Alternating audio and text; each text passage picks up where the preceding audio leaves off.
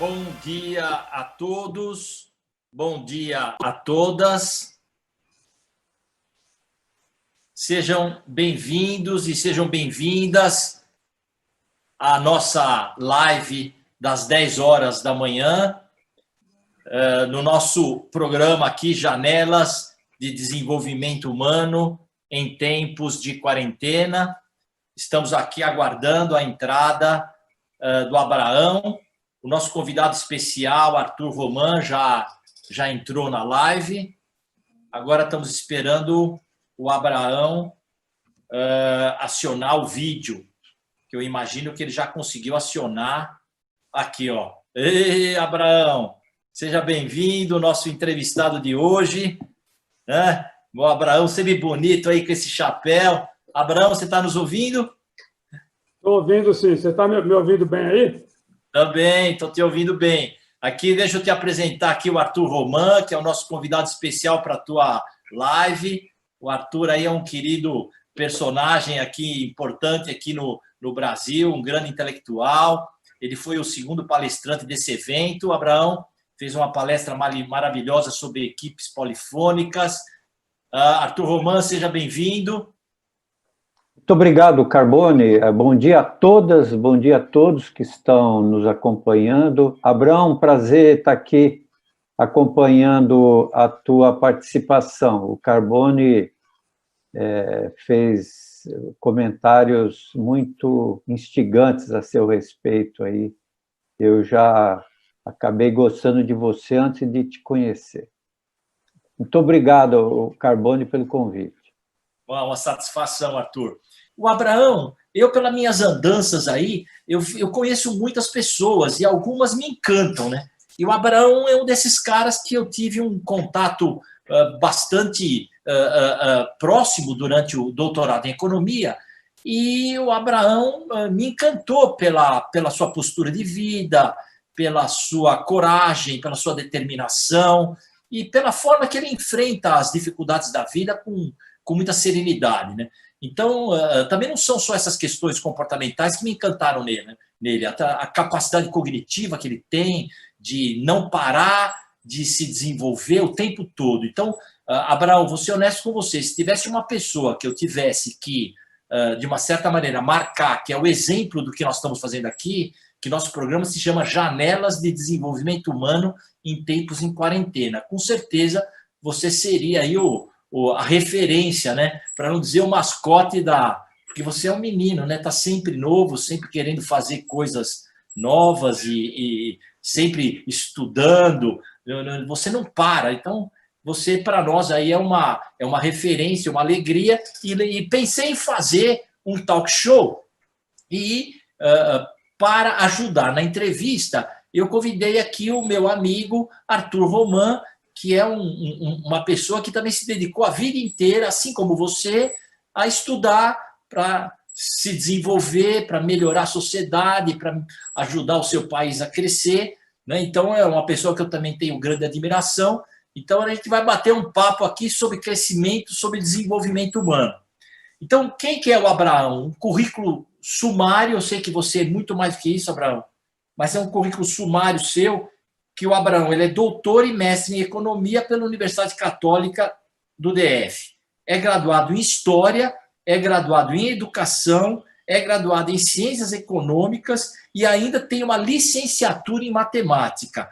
Várias dessas eu vi você fazer, inclusive junto com o doutorado, né? Que eu achava surpreendente a tua resiliência e capacidade de estudar de todas as formas e em todos os momentos, né? E sobrepondo o conhecimento. Eu acho isso fantástico. Além disso, tem especialização em educação à distância e em gerência empresarial. E o interessante é que você tem o teu passado, é um passado que foi difícil, mas bonito, né? Você foi frentista de posto de gasolina, você vai contar essa história para nós. Cursou o Mobral aos 18 anos, né? Quer dizer, iniciou o processo de alfabetização de fato e direito aos 18 anos, mas se tornou escritor, professor universitário renomado, porque você atua em várias universidades, inclusive públicas, e funcionário graduado no Banco Central. Quer dizer, o teu currículo é um negócio espetacular, né? Para um jovem que provavelmente nasceu no campo aí e teve uma série de dificuldades, você tem uma trajetória que é sublime, né? Que é uma lindeza, que eu costumo falar, uma belezura, né? Então, Abraão, seja bem-vindo à nossa live aqui de desenvolvimento humano. E aí eu queria que, antes da gente partir para a primeira pergunta, que você desse um olá para todo mundo aqui que está te ouvindo. Imagino também tua família que está seguindo. Você conseguiu mandar o último link que eu mandei para você do YouTube para o pessoal, Abraão? Consegui. Bom dia a todos aí. É uma honra muito grande ter recebido esse convite do meu amigo Carbone, do Dr. Carbone. É um prazer conhecer aí o Arthur e quero cumprimentar todos os que estão nos acompanhando nesse momento. Muito bom. Então, Abraão, nós vamos começar o nosso talk show aqui, nosso bate-papo. Você fique bem à vontade. Ó. Nós estamos numa sala, e nessa sala da nossa casa, né, da sua casa, que é você está abrindo a sua casa para nós, então é um espaço de informalidade, é um espaço de tranquilidade, é o nosso espaço. E a gente está abrindo um vídeo para que as pessoas nos ouçam, né? Então é para a gente ficar absolutamente à vontade, né? Como se a gente estivesse lado a lado, essa é a ideia, né? Então, para começar a nossa live, o que me surpreendia em você era a tua resiliência e coragem. Até comentei com várias pessoas quando resolvi te convidar, é que nada exclui você, porque você se inclui em tudo, né? Então, esse sentido de que você pode fazer o que você quiser e fazer com sucesso, né? E eu queria que você começasse a contar essa transição sua da fazenda para uma sociedade de conhecimento, né? A sociedade de produção, que é uma coisa linda, né? Que nos alimenta, que nos dá vida. A fazenda é um centro de conhecimento, né? Mas com dificuldades, né? Quem se dedicava à fazenda aí há 50 anos atrás não conseguia estudar, que era a lógica, né? Então, como é que foi essa sua transição da fazenda, né, para a escola, para o conhecimento, essa trajetória que levou você a ser um professor de universidade, um doutor em economia que estuda matemática sem parar? Conta para nós um pouco essa tua trajetória, saída da fazenda, como é que você ingressa no primeiro curso de alfabetização que te dá essa vontade de você crescer? Aos 19 anos, a minha mãe era professora municipal no interior, na época de Goiás, né, na fazenda, e eu fui alfabetizado pela minha mãe até o terceiro jardim, né? E aí tinha um irmão meu que já era sargento da polícia em Goiânia, e ele, junto com outro, meu irmão, nos encaminhou para Goiânia. E lá eu tive que buscar primeiro um emprego, né, porque a mão de obra era desqualificada, e eu tive que ir trabalhar num posto de gasolina para poder concluir o antigo primário, né? Seria aquela quarta série para fazer exame, a admissão para entrar na quinta série. Isso em 1973. Então, em 1973, eu concluí o antigo primário, e aí entramos na antiga Madureza, né? Que fazia o ensino fundamental em um ano só, né? Eu consegui o ensino fundamental em um ano, e no terceiro ano eu já estava no complexo escolar do segundo grau, na escola pública, Liceu de Goiânia. E aí começou a nossa trajetória. Eu fui ser office boy do antigo Banco do Estado de Goiás, e no segundo ano do ensino médio já, né, que era um curso profissionalizante em estatística, eu consegui passar no concurso de escriturário do Banco Central do Brasil, já em Brasília. E aí me mudei para Brasília já em 1977, e aí começou toda uma outra vida acadêmica, né? Entrei para a Faculdade de Economia e depois avançamos aí nessa trajetória que você já colocou. Mas eu quero dizer que eu sinto honrado em participar desse Top Show, né? E você, Carbone, é também um inspirador para mim, né? Todo incentivo seu me deu mais força para continuar a nossa trajetória, né? Abraão, eu fico muito feliz com isso, né? Porque quando duas pessoas se inspiram mutuamente, elas vão se tornar cada vez mais grandes amigos, né? Mas eu queria que você contasse um pouco o seguinte: o que eu percebi em você no pequeno prazo que a gente conviveu junto é que você tem uma maneira de lidar com o conhecimento que ele muito aberta. Você rapidamente se articula e consegue, de uma certa maneira, dominar o conhecimento que é colocado na frente de você. Então, como é que você funciona diante disso? Porque, se a gente olhar para a tua trajetória, você fazia 4 anos em um, com muita agilidade, e você sai quase de uma situação de analfabetismo para ser um funcionário do Banco Central também muito rápido, né? Como é que é essa tua estratégia de incorporação de conhecimento? Você sentia dificuldade? É muito esforço? Como é que você lida com isso? Eu sofri muito bullying quando eu era criança, que eu era uma pessoa que não conseguia falar, né? Eu era muito gago.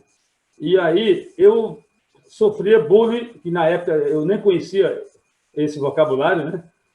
E eu me sentia uma pessoa menor que os outros, tá? Que tinha menos capacidade. E isso me deu força para buscar mudar a realidade, né? E consegui, com muita leitura, com muito esforço. No início, eu queria fazer medicina, né? Mas aí, como tinha que trabalhar e estudar ao mesmo tempo, ficava difícil a aprovação no vestibular de medicina. E como eu entrei no Banco Central, eu tive muito incentivo para fazer economia, né? Que era a área da atividade fim do Banco Central. E aí eu mudei de tática, mas a crença que você é capaz é que vence. Eu me inspiro muito em Aristóteles, né? Aristóteles ele deu o caminho para a felicidade. Ele dizia que todas as pessoas nascendo sadias, elas podem se tornar racionais com a educação, tá? E aquelas que se tornassem racionais primeiro chegariam ao sucesso primeiro, né? Tá? Já que a racionalidade é um motor de busca de conhecimento, né? Então, eu tenho até uma historinha do Aristóteles que ele deu o primeiro conceito de felicidade, né? Ele dizia que para as pessoas conseguirem serem felizes, precisava de 3 requisitos: ter algo para fazer, ter alguém para amar e ter esperança no futuro. Eu acrescento mais duas preposições, tá? Estudar muito e usar o que Mahatma Gandhi usou. O viver cada dia como se fosse o último, mas aprender cada dia como se fosse eterno, né? Então, eu sigo esse caminho. Como a gente nunca sabe o dia que vai morrer, então você precisa aprender cada dia como se você tivesse uma vida muito longa. O que eu percebi também pela tua trajetória, pelas graduações que você fez, você investiu fundamentalmente no desenvolvimento horizontal. Quer dizer, você estuda qualquer tema. Então, fala um pouco como é que foi essa trajetória dessas várias graduações. Por que você fez essas escolhas tão díspares? Você não centrou o teu conhecimento num ponto, você não quis verticalizar. Você parece que você forçou a horizontalização. Isso te dá prazer, isso te ajuda. Como é que você trabalha com isso? Eu fiz um tratamento com fonoaudiólogo, né, sobre a abertura das fossas nasais, e aí isso me deu a capacidade de, à medida que você fazia muita leitura, você melhorava o problema da dicção. Leitura em voz alta e também dirigir, né? Esses 2 exercícios me deram a capacidade de melhorar a fala, né? E aí essa questão da leitura me levou a escrever poesias. Eu tenho um livro de poesias que chama Caminhos Poéticos, né? Tem um outro de crônica que chama Caminhos Poéticos Crônicas, e tem um livro de economia, macroeconomia aplicada, que foi a estimativa da pressão do mercado de câmbio e da pressão do Banco Central no câmbio no período de 95 a 99, quando foi implantado o Plano Real, né? Então, esses exercícios de ler muito e de escrever me permitiram que a gente pudesse avançar. Agora, quanto à escolha, realmente foi uma escolha utilitarista, porque eu fui obrigado a trabalhar em 2 ou 3 empregos para poder educar os meus filhos, né? A faculdade particular cara, e aí eu tive que trabalhar um período no banco e dar aula no governo de Brasília, o outro, e à noite ainda dar aula numa faculdade particular, né? Então, eu tinha que trabalhar muito para... Eu sou pai de 4 filhos, né? E, graças a Deus, todos já concluíram a universidade e já estão trabalhando bem encaminhados. Eu estou numa fase de retorno agora, né? Quando eu digo o sucesso após os 50 anos, é porque eu só consegui terminar o mestrado aos 50 anos, né? Em 2003, eu concluí em 5 de dezembro de 2003 e eu fiz 50 anos em 12 de dezembro de 2003, né? Então, a partir daí, foi que eu passei a ter uma remuneração maior, né? Então, é uma crença, né? Eu penso que o conhecimento é infinito, né? O céu é o limite, né? Abraão, agora você foi uma pessoa, pelo que você coloca, você tinha dificuldade de fala, você praticamente era analfabeto até os 18 anos, e você mesmo disse que sentia que você era foco de bullying, né? Então, você é um cara que era excluído, né? As pessoas te excluíam, né? Como é que essa exclusão perdurou ao longo da sua vida? Você se sente ainda que as pessoas te excluem? Você sente ainda algum foco de exclusão? Ou você não dá mais bola para isso? Como é que você lida com isso? Hoje eu já superei esse problema, né? Porque eu conquistei um bom salário, né? A nível de Brasil, graças a Deus, eu ganho entre os 3% melhor remunerados, né? Porque eu tenho 2 fontes de renda e continuo trabalhando, né? E então, com a conquista da emancipação salarial, a gente obteve os outros pré-requisitos, né? De participar da classe média, os filhos formados com bons empregos, né? Uma mulher, entendeu, que me ajuda muito. Aí a gente superou esse problema, né? Mas a gente está aprendendo a cada dia, né? A cada dia é um aprendizado. Agora mesmo eu estou concluindo dois planos antigos, né? Que é montar a minha escola, né? O IEPS do Brasil, aqui em Palmas, e também concluir 2 anos aí no Instituto Federal como professor para poder tocar o meu próprio negócio, né? Então, eu me sinto duplamente realizado. Voltei para o meu estado, para o Tocantins, estou com a escola já praticamente montada e estou no Instituto Federal do Tocantins, que é uma faculdade federal de nome que dá o status que eu sempre busquei, né? Então, eu me sinto em igualdade com as pessoas que conquistaram a emancipação, tanto intelectual quanto financeira, né? Abraão, sinceramente, eu não conheço, talvez, eu acho que não tenha ninguém no Brasil, não sei se tem no mundo alguém que aos 18 anos era analfabeto e chegou a ser doutor em economia, que exige um aprofundamento em matemática sem precedente. Eu sei por causa que eu estudei 1 ano para entrar no doutorado, só matemática, para eu poder acompanhar o curso, né? Então, eu fiz 1 ano prévio de aprofundamento em matemática e talvez tenha sido o momento mais difícil da minha vida estudar tanta matemática no doutorado de economia, que eu me lembro que eu passava mal estudando matemática. E você saiu dos 18 anos sem uma base cognitiva para a escola e consegue virar doutor em economia, quer dizer, é uma coisa sem precedente, né? E aí eu queria agora trazer o Arthur Roman para a nossa conversa aqui. Arthur, você sabe que o Abraão tem uma história política, né? Muito legal, né? E uma atuação política legal. Então, eu passo para você um pouco a palavra aí para você bater um papo com o Abraão sobre essa questão da inserção dele na política e a atuação social dele na comunidade. Sim. Abraão, muito bacana te ouvir, admirável tua trajetória, tua história de vida. Eu vou fazer uma provocação para você, Abraão. Seguinte, as sociedades capitalistas que apresentam, especialmente aquelas que apresentam uma grande distância social por conta de uma distribuição de renda injusta.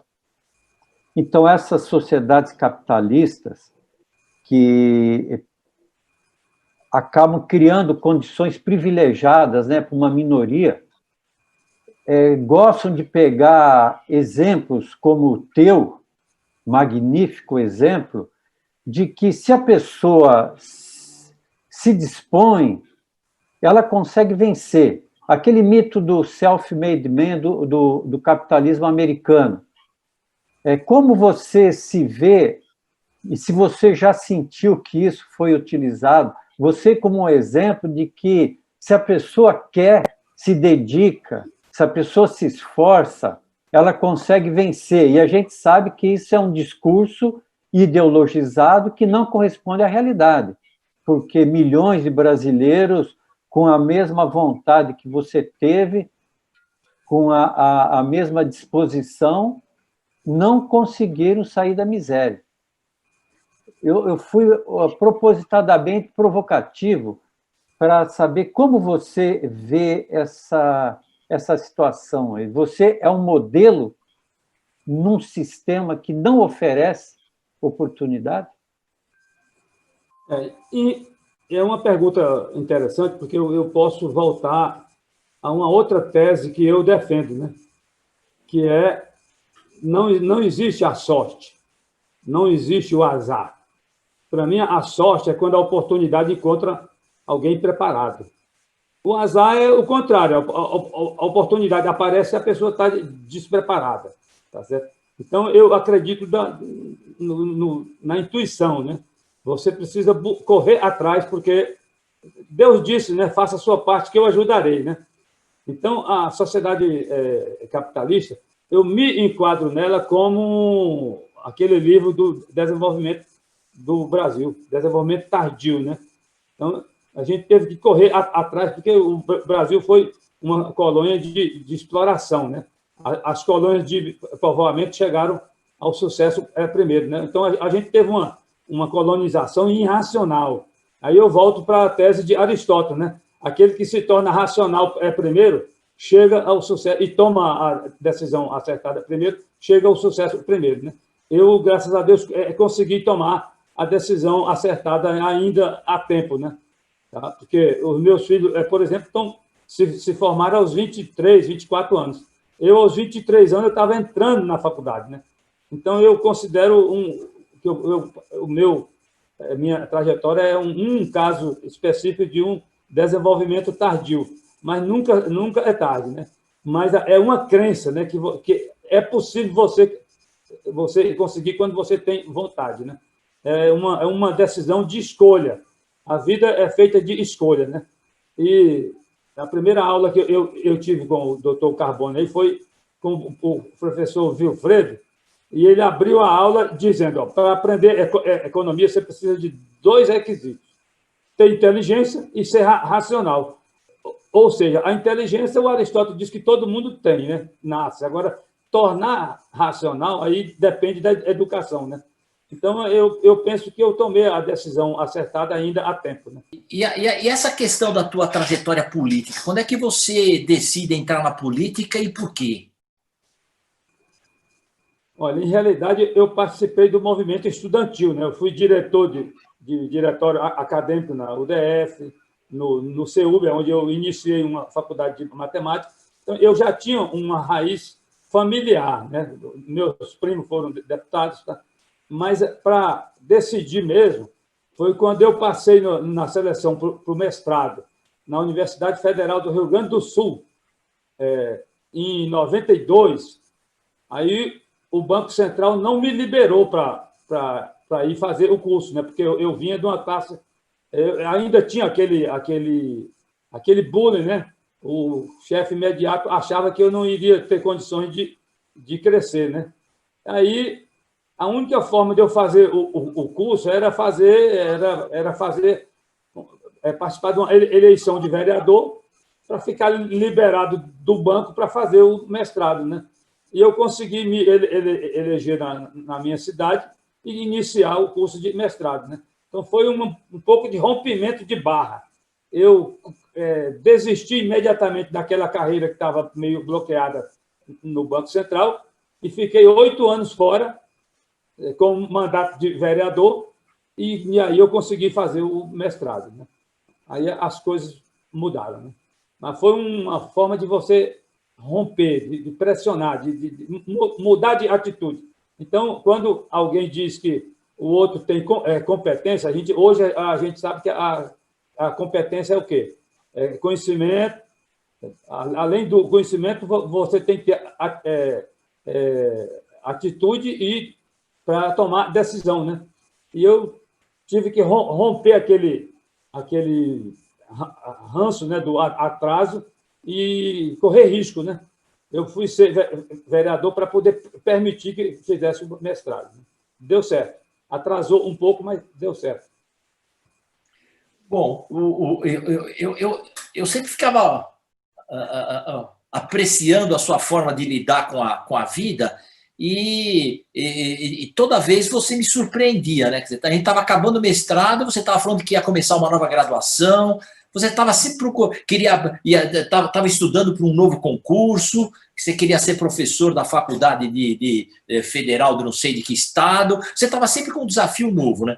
E o que eu achei interessante é que você sai de Brasília, você está instalado na capital federal, né, um lugar estável, um lugar que está controlado, que tem muitas oportunidades, mas você sai daqui e vai para o Tocantins, né? Tocantins talvez seja a nova fronteira do Brasil, né? Um estado que está crescendo, que está nascendo, é jovem. Você está sempre procurando algo novo para colocar, né? Então a pergunta é: por que Tocantins? O que você vai fazer aí em Tocantins agora, nessa fase da tua vida? Em realidade, eu nasci e me criei aqui, né, no Tocantins. Então, eu sou tocantinense, né? E como eu fui vereador aqui 8 anos, 2 mandatos, aí eu voltei para o doutorado, né? Tem uma parte da minha família aqui e as minhas raízes são quase nordestinas, porque o Tocantins faz parte da região norte, mas os costumes são nordestinos, né? Tá? Aqui eu me sinto em casa, né? Aliás, eu construí minha casa própria aqui e agora estou com 6 meses aqui, como se o filho que volta para casa, né? Tá? Então, eu tenho um projeto aqui de uma eleição esse ano de vereador e, se der certo, deputado federal, para voltar para Brasília como deputado federal para ajudar os meus conterrâneos aqui do Estado. Entendeu? É um novo projeto, mas, paralelamente a isso, eu sempre trabalho com plano B. Você pode observar aí que eu sempre tive 2 fontes de renda, eu sempre trabalhei com um plano B. O plano B é a nossa escola que nós estamos organizando para depois transformar numa faculdade. E eu queria até aproveitar, então, esse tema para voltar à questão política, porque, Abraão, você só me confirma, você é do PCdoB, egresso do Partido Pátria Livre, certo? Exato. Então, o Partido Pátria Livre, ele foi fundado a partir do pessoal do MR8, lá dos anos 70, que é da época que eu participei do movimento estudantil. E MR8, ele se chama MR8, por o movimento revolucionário, né, 8 de outubro, porque foi a data do assassinato do Che Guevara. Exato. E o Partido Pátria Livre, que é egresso do MR8, se aglutinou com o PCdoB. Então, é um histórico de partidos comprometido com a transformação social, né? Inicialmente com a Revolução, depois o MR8 se integrou ao MDB, né, o antigo MDB. Então, é um histórico de um partido, de um movimento político e depois de um partido que acredita na necessidade de uma mudança estrutural na sociedade brasileira. Então, o Abrão diz que volta a se candidatar a vereador, pensando futuramente, né, uma cadeira no Congresso Nacional. Então, Abrão, você podia falar como você está vendo a situação política hoje, com relação mesmo à inclusão daqueles marginalizados socialmente. Exato. Em realidade, eu militei no MR8 mesmo, na época da minha universidade. Quer dizer, a minha ida para o PPL teve uma origem, né? Eu militei aí em Brasília e em Goiás no Movimento Revolucionário 8 de outubro, que era um movimento, na época, muito radical, né? Depois, a inclusão no PMDB amenizou um pouco e ele virou mais socialista do que comunista, né? A inclusão nossa no PCdoB foi que a gente já tinha uma militância em comum, né? Na época da universidade. E como os dois partidos não conseguiram vencer a cláusula de barreira, né? Aqueles 1,5% de voto para federal ou 9 deputados federais, então, se incorporasse um ao outro, a gente iria manter os direitos de um partido, né? Com fundo de campanha, liderança na Câmara e no Senado e tempo de televisão, né? Então, foi útil para os dois lados, né? Houve ganhos tanto para o PPL quanto para o PCdoB.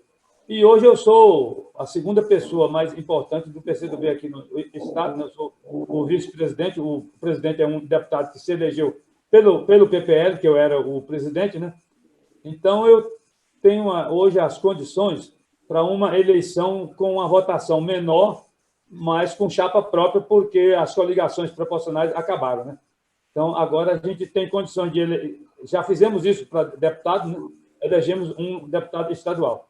E agora tem a chance de uma eleição de um vereador na capital, que é o primeiro passo para você tentar a Câmara Federal, né? Que a capital é o município com maior densidade eleitoral, e eu estou realmente na capital com uma inserção na área acadêmica e no movimento social.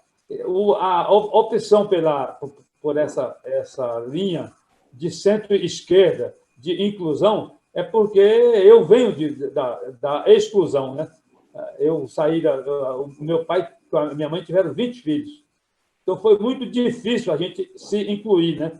E eu quero colaborar com a inclusão agora no resto da minha vida, né? E eu ainda me sinto novo, né?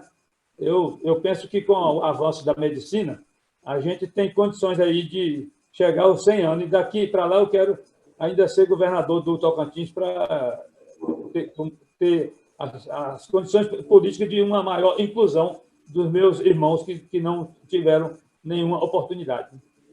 Carbone, eu queria amarrar com uma pergunta, aproveitando a experiência do Abraão também como professor. Abraão, nós temos, acredito que a mesma idade, eu também sou de 53, e eu odiava estudar quando era criança, até que peguei gosto e não parei mais.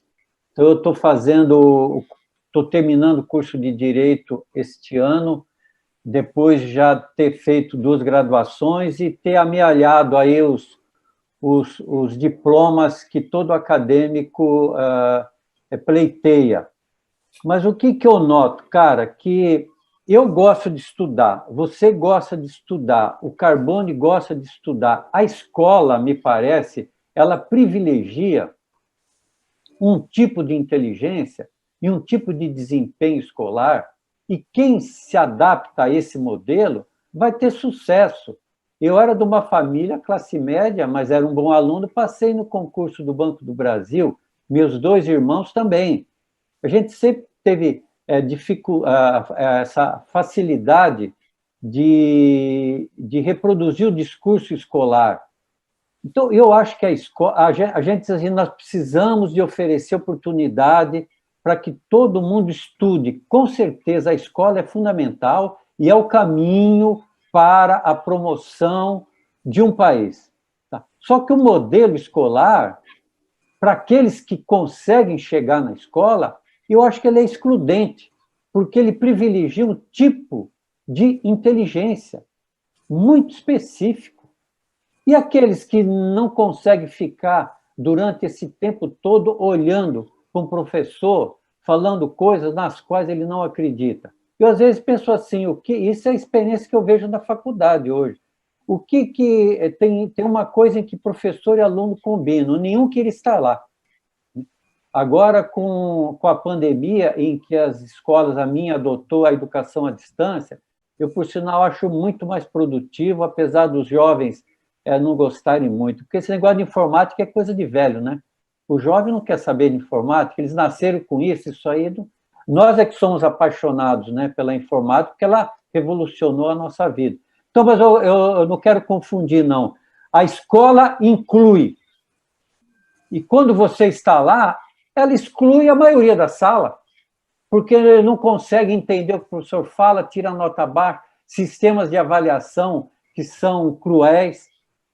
É isso aí. Queria ouvir você. Em 2008, eu fiz uma pós-graduação em EAD, né? O ensino à distância. Essa pandemia agora ela está permitindo que a gente mude os hábitos, inclusive na educação, né?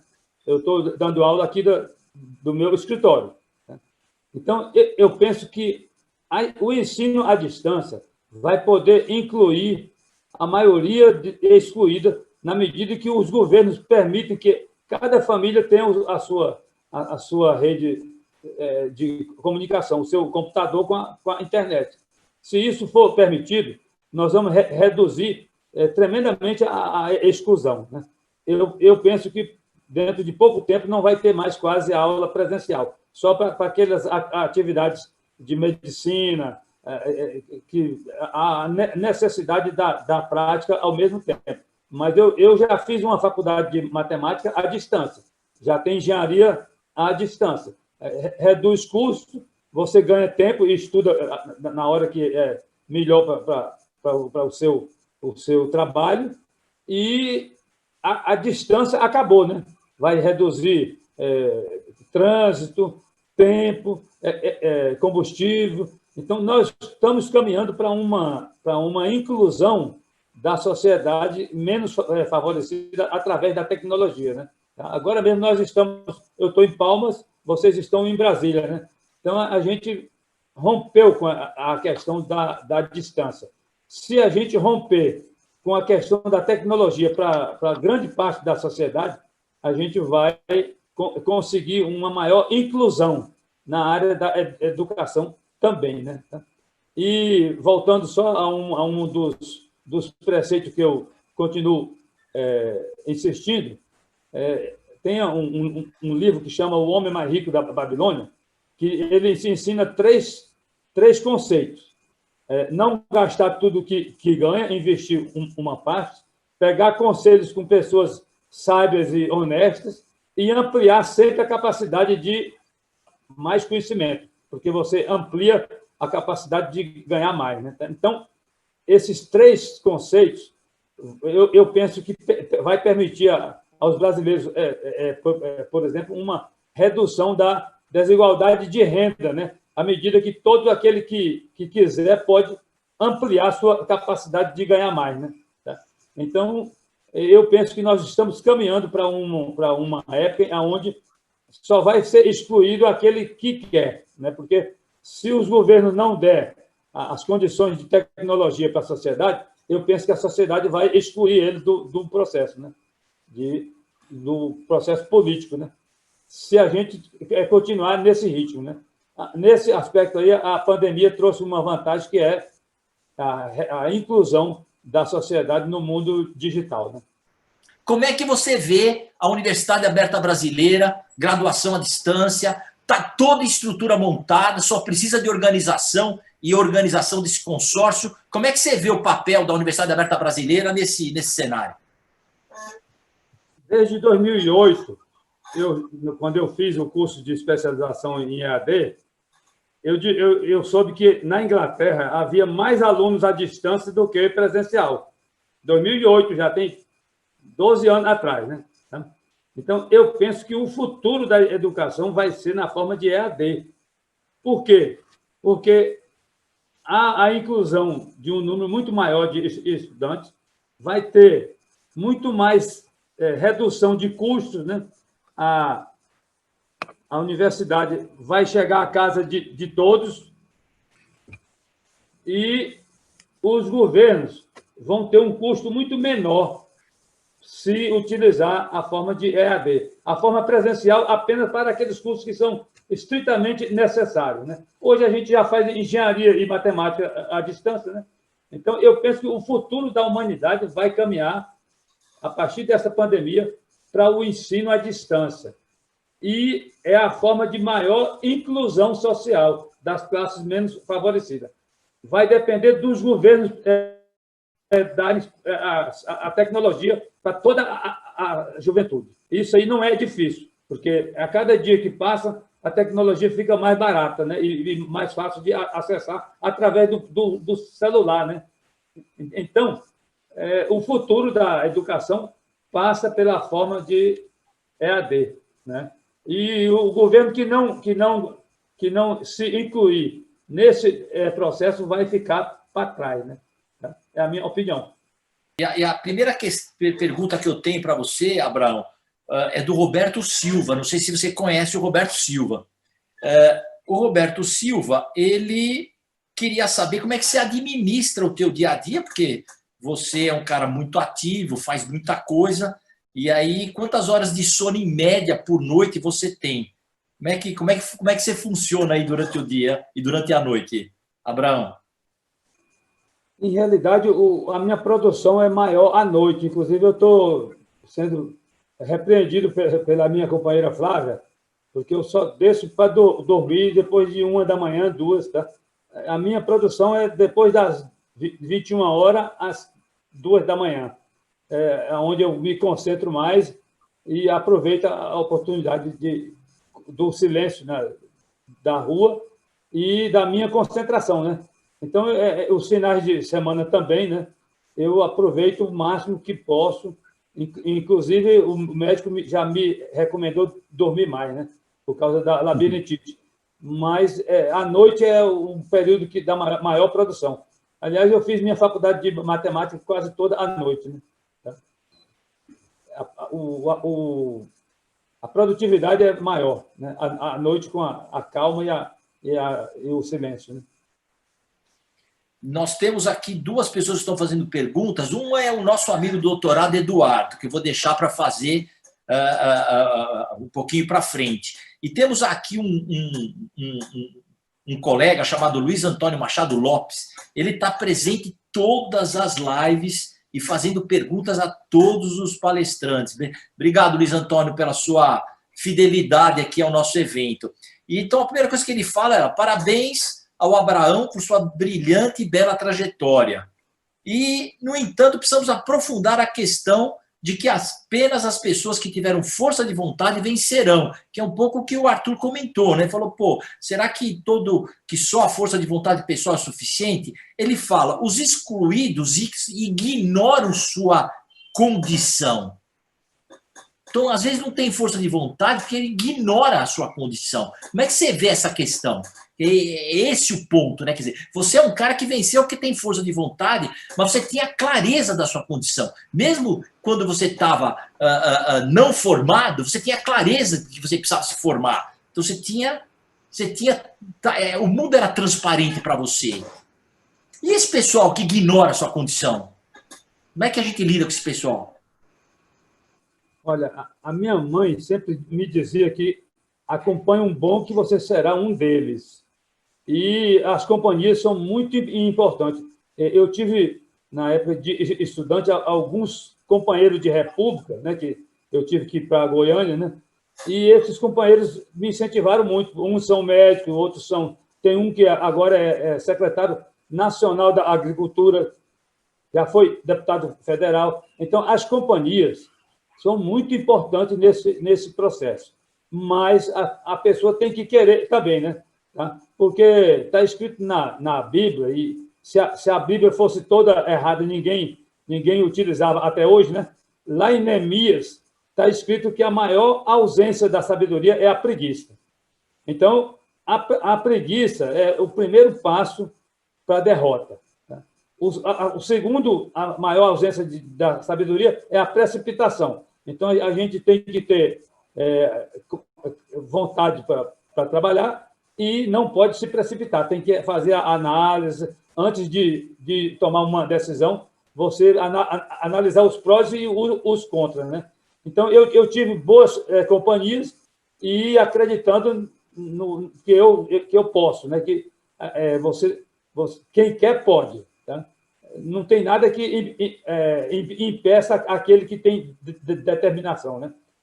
A determinação aliás, a forma do sucesso diz o quê? Que você tem que ter uma atitude, né? Determinação, e você tem que ter disciplina, fazer cada coisa na hora certa, porque tem coisa que não dá para adiar, né? A disciplina é fundamental na forma do sucesso. Aí vem as competências, né? Atitude, conhecimento, habilidade e atitude, né? Então, é o caminho. No meu livro, que tem esse nome aí, O Sucesso Após os 50 Anos, é o livro que eu vou publicar em 2 anos. Eu vou dar a forma do sucesso, né? Para qualquer um. Quem seguir a fórmula vai ter sucesso inevitavelmente. Determinação, tá? Disciplina e adquirir a competência, né? Que é o conhecimento, a habilidade e a atitude. A somatória disso aí dá sucesso. Não tem jeito. É demorado? Porque nada chega também por acaso, né? Tá? Porque você tem que estar preparado para aproveitar as oportunidades, né? Não existe a sorte nem o azar. Existe a pessoa preparada na hora que a oportunidade chega. E a oportunidade sempre aparece, né?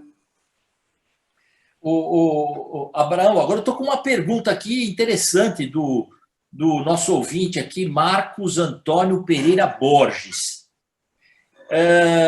Você está acompanhando os noticiários aí e você tem visto aí que normalmente isso é a história da política brasileira, né? Quem acusa, quem se propõe a defender a justiça e combater a corrupção, quando você vai investigar, sempre tem algo atrás aí que... Isso tem sido em praticamente todos os governos, né? E a gente espera que esse governo não seja, mas aí já está estourando uma outra denúncia aí que não sai da televisão, né? O caso aí do parlamentar do Flávio Bolsonaro, filho do presidente, que estaria envolvido nessa rachadinha. Parece que nenhum político é imune a nada, né? Quer dizer, eles se aproveitam quando vão acusar o próximo e parece que todos caem no mesmo atoleiro, né? Então, o Marcos Antônio Borges fala: prezado Abraão, considerando a corrupção descarada no país, que dificuldades você espera no futuro mandato de governador e qual a sua ideia no combate a esse mal, especialmente na área da educação? Eu penso que a gente vive na educação um período aí de escuridão, né? Então, nós vamos, esse atual governo aí, nós vamos ter uma pequena idade média aí na área da educação. Mas é possível romper, né? Já que as universidades estão pressionando, né? Já começaram a liberar a verba das universidades que estavam bloqueadas, né? Eu penso que é possível romper. Agora, com relação à corrupção, se não tiver a punição exemplar, é difícil. Porque aqui no meu estado mesmo, os políticos aqui, 90% foram para a política para se enriquecer, tá? E não para atender a sociedade, né? Então, é difícil, mas não é impossível, né? Não existe nada impossível. A pressão da sociedade quanto maior a pressão, mais rápido a gente vai ser inserido nesse processo de desenvolvimento, né? Mas é um problema social. Se a gente vê aí, o Centrão já está exigindo a mesma troca dos governos tradicionais dos últimos 30 anos, né?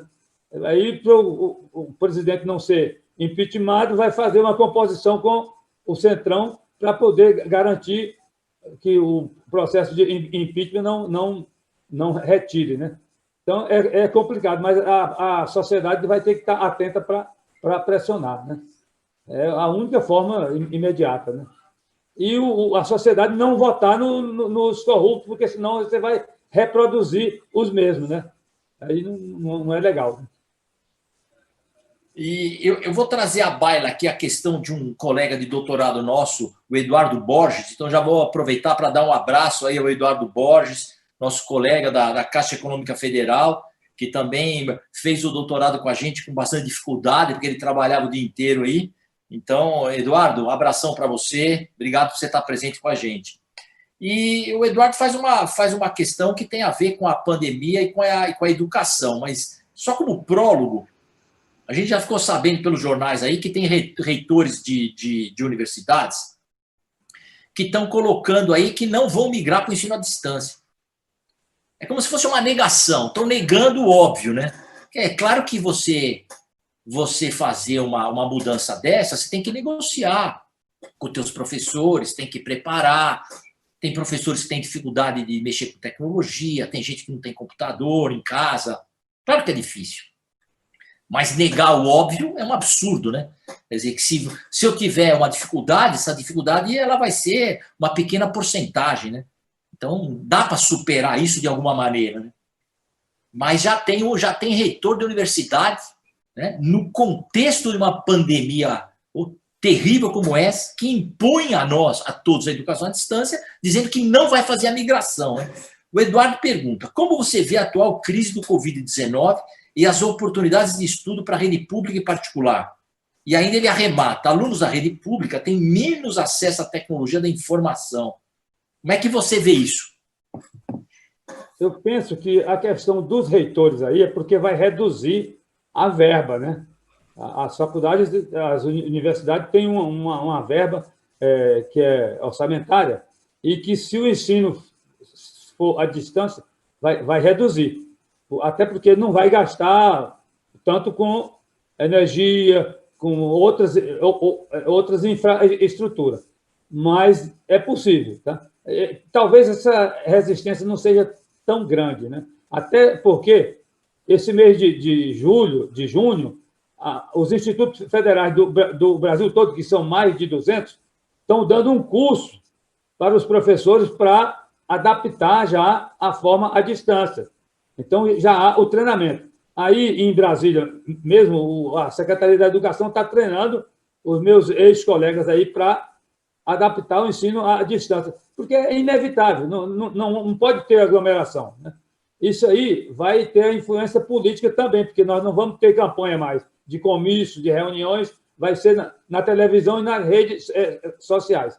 Eu penso que vai também reduzir a influência do poder econômico nas eleições. Então, aos pouquinhos, a gente vai melhorando, né? A necessidade faz as mudanças de atitude, né? A gente está num momento de transição, e os historiadores já nos ensinaram. Os momentos de transições são os mais importantes, porque os personagens estão conscientes que estão fazendo história. E nós temos que fazer a nossa história agora, nesses próximos 2 anos, porque a pandemia só reduz um ano depois da vacina chegar, né? Então, é um desafio sem precedente, né? Nós vamos viver a maior crise econômica da história da humanidade. É inevitável isso, né?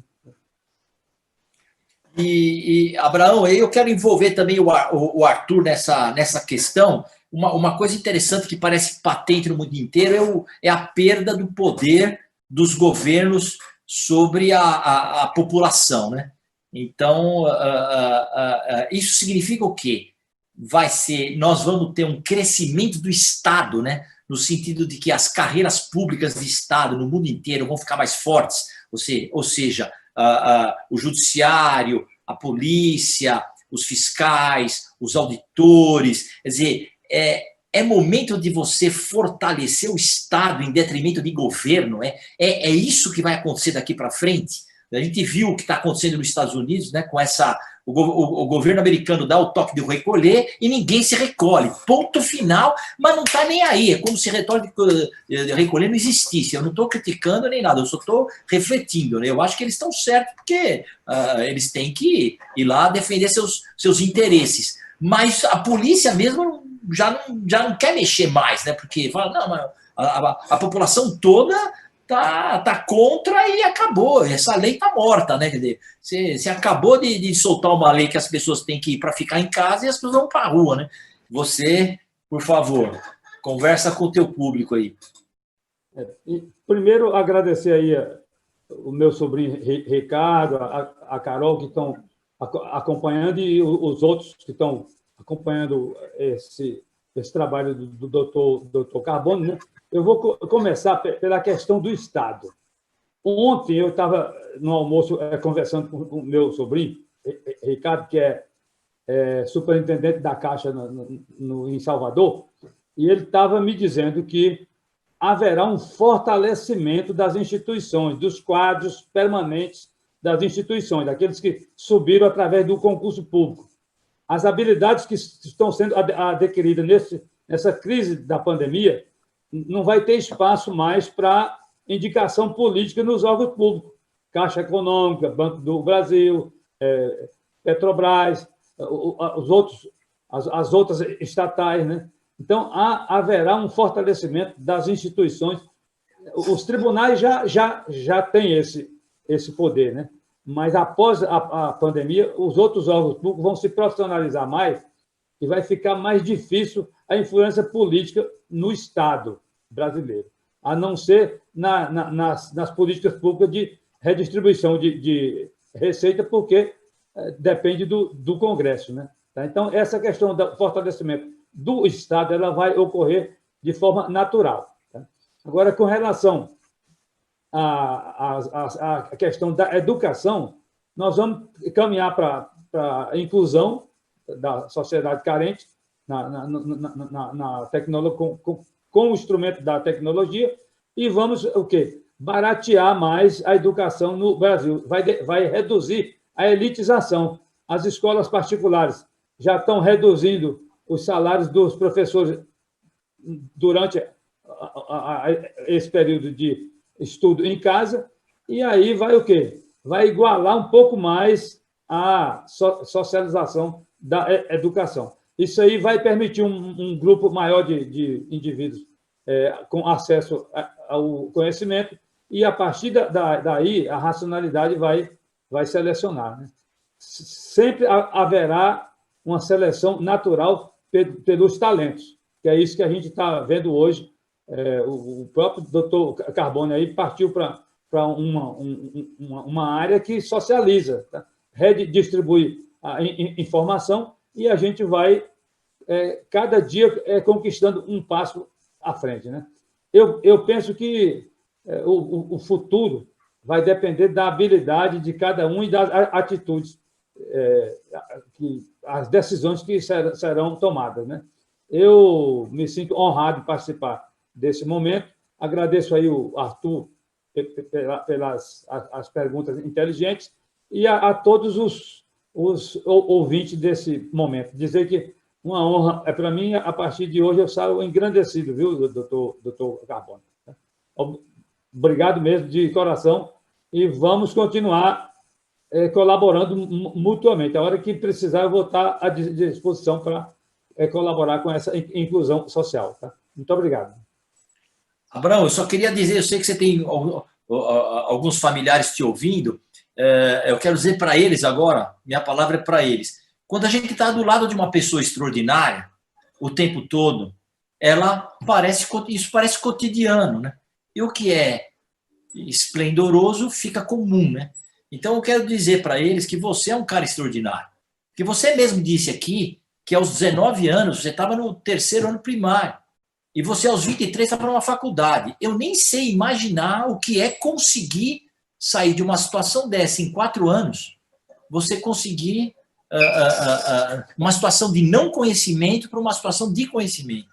Não sei como é que sua cabeça trabalhou isso, né? Quanta informação em tão pouco tempo, né? Então, de fato, você é um cara extraordinário. Então, parabenizo a tua família de ter você ao lado, né? E falo para eles que eles têm que te valorizar muito, né? Porque você é uma pessoa que é um exemplo de vida, de coragem, de determinação. Então, foi uma alegria te entrevistar. Sou teu fã, te admiro muito e quero ver você crescer mais e ser governador e fazer esse país melhor e fazer teu estado crescer.